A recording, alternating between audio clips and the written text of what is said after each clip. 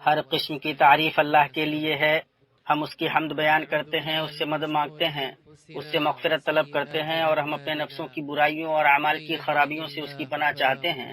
جسے وہ ہدایت دے اسے کوئی گمراہ کرنے والا نہیں، اور جسے وہ گمراہ کرے اسے کوئی ہدایت دینے والا نہیں۔ اور میں گواہی دیتا ہوں کہ اللہ کے سوا کوئی معبود برحق نہیں، اور محمد اللہ کے بندے اور اس کے رسول ہیں۔ اے ایمان والو، اللہ تعالیٰ سے اتنا ڈرو جتنا اس سے ڈرنا چاہیے، اور دیکھو مرتے دم تک مسلمان ہی رہنا۔ اے لوگو، اپنے پروردگار سے ڈرو جس نے تمہیں ایک جان سے پیدا کیا اور اسی سے اس کی بیوی کو پیدا کر کے ان دونوں سے بہت سے مرد اور عورتیں پھیلا دی۔ اس اللہ سے ڈرو جس کے نام پر ایک دوسرے سے مانگتے ہو، اور رشتے ناطے توڑنے سے بھی بچو۔ بے شک اللہ تعالیٰ تم پر نگہبان ہے۔ اے ایمان والو، اللہ تعالیٰ سے ڈرو اور سیدھی سیدھی یعنی سچی باتیں کیا کرو، تاکہ اللہ تمہارے کام سنوار دے اور تمہارے گناہ معاف فرما دے، اور جو بھی اللہ اور اس کے رسول کی تابعداری کرے گا اس نے بڑی مراد پالی۔ اما بعد، بلا شبہ سب سے سچی بات اللہ کی کتاب ہے، اور سب سے اچھا طریقہ محمد صلی اللہ علیہ وسلم کا طریقہ ہے۔ سب سے بری دین میں نئی ایجاد کردہ چیزیں ہیں، اور دین میں ہر نئی ایجاد کردہ چیز بدعت ہے، اور ہر بدعت گمراہی ہے، اور ہر گمراہی جہنم میں لے جانے والی ہے۔ مسلمانوں، اللہ نے رسولوں کو بھیجا اور ان کے ساتھ کتابیں نازل کی کہ لوگوں کو صرف اسی وحدہ لا شریک لہ کی عبادت کی دعوت دی جائے، انہیں اندھیروں سے روشنی کی طرف نکالا جائے، اور گمراہی کے بعد انہیں ہدایت دی جائے۔ اللہ تبارک و تعالیٰ کی رحمت میں سے یہ ہے کہ اس نے اس امت کی طرف، اور یہ امت آخری امت ہے، اس نے سب سے اچھے رسول اور نبیوں میں سب سے افضل نبی ہمارے رسول محمد صلی اللہ علیہ وسلم کو بھیجا، جنہیں اس نے رسولوں سے چنا اور منتخب فرمایا۔ اسی طرح اس نے آپ صلی اللہ علیہ وسلم کی امت کو بقیہ تمام امتوں میں سے منتخب فرمایا، اور کوئی راستہ اور سعادت نہیں سوائے اس کے کہ آپ کے ذریعے دی گئی خبروں کی تصدیق کی جائے، جس سے آپ نے منع کیا اور روکا ہے اس سے رکا جائے، اور اللہ کی عبادت آپ ہی کے طریقے پر کی جائے۔ مسلمانوں، اللہ کے رسول صلی اللہ علیہ وسلم رحم کرنے والے، شفقت برتنے والے، خیر خواہی کرنے والے، اور اپنی امت کے لیے خیر کو چاہنے والے تھے۔ اللہ تعالیٰ کا فرمان ہے، تمہارے پاس ایک پیغمبر تشریف لائے ہیں جو تمہاری جنس سے ہیں، جن کو تمہاری مضرت کی بات نہایت گراں گزرتی ہے، جو تمہاری منفعت کے بڑے خواہش مند رہتے ہیں، جو آنے والے کا ساتھ بڑے ہی شفیق اور مہربان ہیں۔ پھر اگر وہ روگردانی کریں تو آپ کہہ دیجئے کہ میرے لیے اللہ کافی ہے، اس کے سوا کوئی معبود نہیں، میں نے اسی پر بھروسہ کیا اور بڑے عرش کا مالک ہے۔ آپ صلی اللہ علیہ وسلم کے طریقوں میں سے عہد کے معنی میں وصیت ہے۔ اس کے مادہ کے اندر وصل سے ارتباط پایا جاتا ہے۔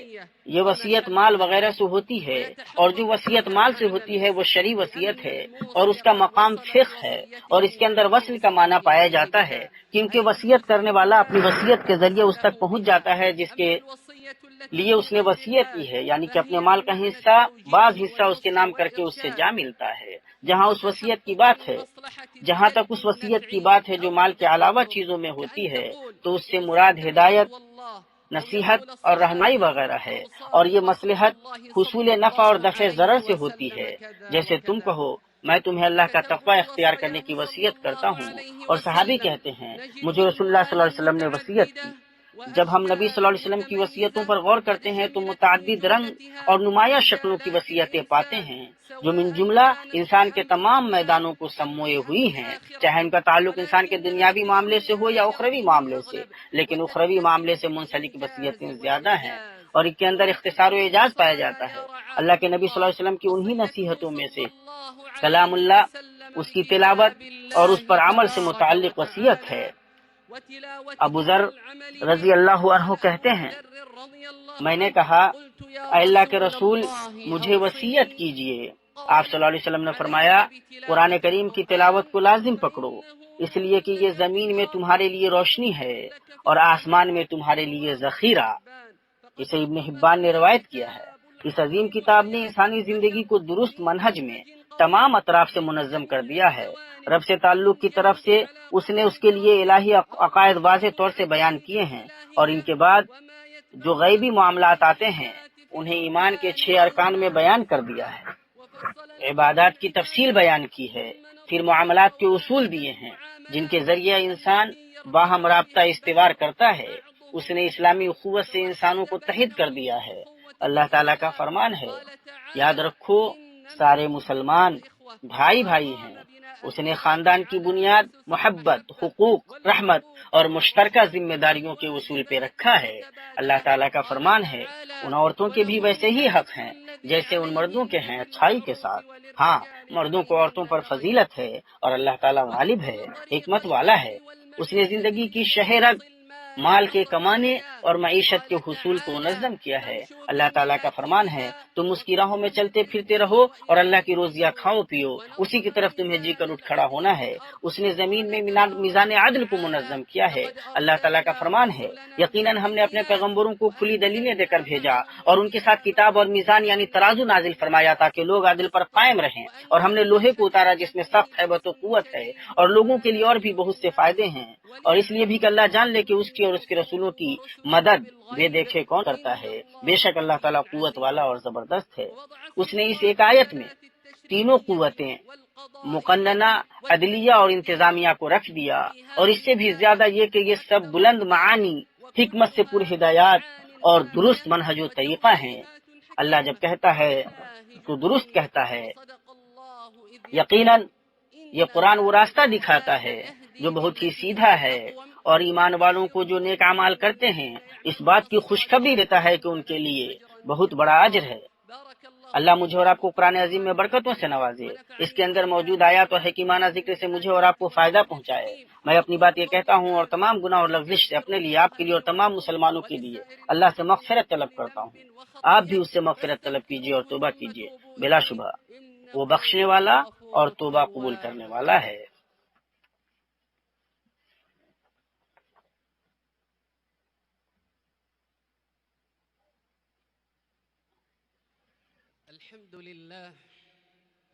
ہر قسم کی تعریف بہت زیادہ احسان کرنے والے اللہ کے لیے ہے۔ اس نے ہمیں قرآن سے نوازا اور اسے اہل بصیرت و عرفان کے لیے دلوں کی بہار بنایا، جو بہت زیادہ پڑھے جانے اور زمانوں کے بدلنے کے باوجود پرانا نہیں ہوتا۔ میں اس کی نعمتوں پر اس کی حمد بیان کرتا ہوں اور اس سے مزید کرم کا سوال کرتا ہوں، اور درود و سلام بھیجتا ہوں اس کے خلیل اور پسندیدہ رسول پر جس کا اخلاق قرآن تھا۔ درود و سلام نازل ہو آپ پر، آپ کی آل پر اور صحابہ پر جنہوں نے قرآن کو پڑھا اور باہم اس کا مذاکرہ کیا، اور انہوں نے ایک دوسرے کو اس کی وصیت کی، یہاں تک کہ وہ اقتدا کرنے والوں کے قدوہ اور راہ چلنے والوں کے لیے چراغ راہ ہو گئے۔ اما بعد، اللہ سبحانہ و تعالی جسے توفیق دے اس کے لیے قرآن عظیم نور ہے۔ اللہ تبارک و تعالی اس کے ذریعے بہت سی قوموں کو اٹھاتا ہے اور دوسری بہت سی قوموں کو پست کرتا ہے۔ جس نے قرآن کریم کو تھاما اور اس پر عمل کیا وہ اللہ کے نزدیک خوشبختوں میں سے ہوگا، اور جس نے اسے چھوڑا اور اعراض برتا وہ دنیا و آخرت میں ناکام و نامراد ہوا اور وہ بدبختوں میں سب سے بدبخت ہوگا۔ اللہ سے دعا ہے۔ ابن جوزی رحمہ اللہ فرماتے ہیں،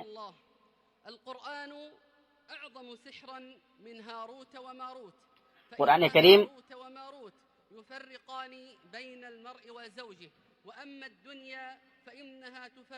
دنیا ہاروت ماروت کے شہر سے بھی زیادہ خطرناک ہے، اس لیے کہ ہاروت ماروت کا شہر تو آدمی اور اس کی بیوی کے درمیان تفریق کرتا تھا، لیکن دنیا کا جادو اللہ اور بندے کے درمیان دوری پیدا کر دیتا ہے۔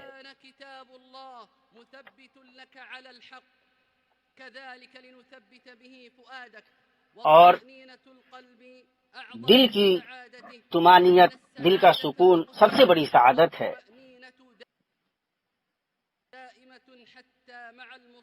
اور دل کے سکون کے بڑے اسباب میں سے اللہ تبارک و تعالیٰ کا ذکر ہے۔ اللہ فرماتا ہے، یاد رکھو کہ اللہ کے ذکر سے دلوں کو اطمینان حاصل ہوتا ہے۔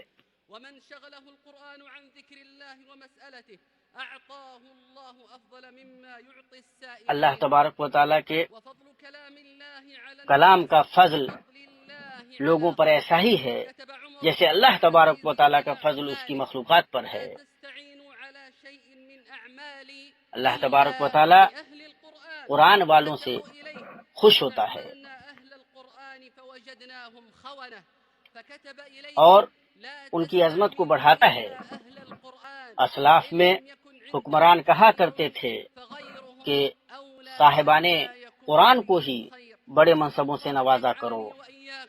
اللہ تبارک و تعالیٰ سے دعا ہے کہ اللہ تبارک و تعالیٰ ہمیں آپ کو قرآن والوں میں سے بنائے اور اس کے مخصوص بندوں میں سے بنائے جنہوں نے قرآن کریم کو حفظ کیا اور کما حق اس کی تلاوت کی، اس پر عمل کیا اور اس کی ہدایت سے رہنمائی پائی۔ اللہ تبارک و تعالیٰ فرماتا ہے یہ بابرکت کتاب ہے جسے ہم نے آپ کی طرف اس لیے نازل فرمایا ہے کہ لوگ اس کی آیتوں پر غور کریں اور عقل مند اس سے نصیحت حاصل کریں۔ پھر جان رکھیے کہ اللہ نے آپ کو ہدایت یافتہ رحمت اور بے پایا نعمت محمد ابن عبداللہ صلی اللہ علیہ وسلم پر درود و سلام بھیجنے کا حکم دیا ہے۔ اللہ عز و جل کا فرمان ہے، اللہ تعالیٰ اور اس کے فرشتے اس نبی پر رحمت بھیجتے ہیں، اے ایمان والو تم بھی ان پر درود بھیجو اور خوب سلام بھی بھیجتے رہا کرو۔ اور آپ صلی اللہ علیہ وسلم نے فرمایا جس نے مجھ پر درود بھیجا اس پر فرشتے درود بھیجتے رہتے ہیں جب تک وہ مجھ پر درود بھیجتا رہتا ہے۔ اب وہ اس کے ثواب دید پر ہے کہ بندہ چاہے تو کم درود بھیجے یا زیادہ درود بھیجے۔ اے اللہ درود و سلام نازل فرما محمد اور آل محمد پر جیسا کہ تو نے درود و سلام نازل فرمایا ابراہیم اور آل ابراہیم پر، اور برکتیں نازل فرما آل محمد اور آل محمد پر جیسا تو نے برکتیں نازل فرمائی ابراہیم اور آل ابراہیم پر، اور تو راضی ہو جا خلفائے راشدین سے، ہدایت یافتہ ائمہ سے، ابو بکر، عمر، عثمان اور علی سے، اور بقیہ تمام صحابہ کرام سے، تابعین سے، اور انہی کے ساتھ اپنے فضل و کرم سے تو ہم سے بھی راضی ہو جا۔ اے ارحم الراحمین، اے اللہ اسلام اور مسلمانوں کو غلبہ عطا فرما، اے اللہ مسلمانوں کی مدد فرما، اے اللہ ہمیں ہمارے ملکوں میں امن سے نواز، اے اللہ تو ہمارے حکمرانوں کی اصلاح فرما، اے اللہ خادم حرمین شریفین کی عمر میں برکت دے،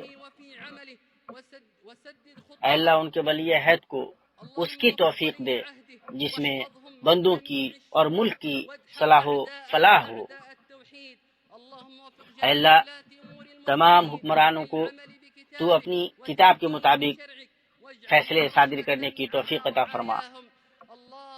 اے اللہ تو غنی ہے اور ہم فقیر ہیں، اے اللہ ہم پر بارش برسا، ارے ہمیں بارش، اے اللہ تو ہمیں بارش سے نواز اور ہمیں تو نا امیدوں میں سے نہ بنا۔ اے اللہ ہماری مدد فرما، بارش دے، اے اللہ اچھی بارش دے، اے اللہ نفع بخش بارش دے جو نقصان دہ نہ ہو۔ اے اللہ ہم تجھ سے پناہ چاہتے ہیں کہ تیری عافیت ہم سے الگ ہو۔ اللہ کے بندو، اللہ تمہیں عدل احسان کا اور قرابت داروں کو دینے کا حکم دیتا ہے اور فحشا سے روکتا ہے، تمہیں وہ نصیحت کرتا ہے تاکہ تم نصیحت حاصل کرو۔ اللہ تبارک و تعالیٰ کو یاد کرو، اللہ تمہیں یاد کرے گا، اور اللہ تبارک و تعالیٰ کا شکر کرو وہ تمہیں دے گا، اور اللہ تبارک و تعالیٰ کا ذکر سب سے بڑا ہے، اور جو تم کچھ کرتے ہو اللہ تبارک و تعالیٰ جانتا ہے۔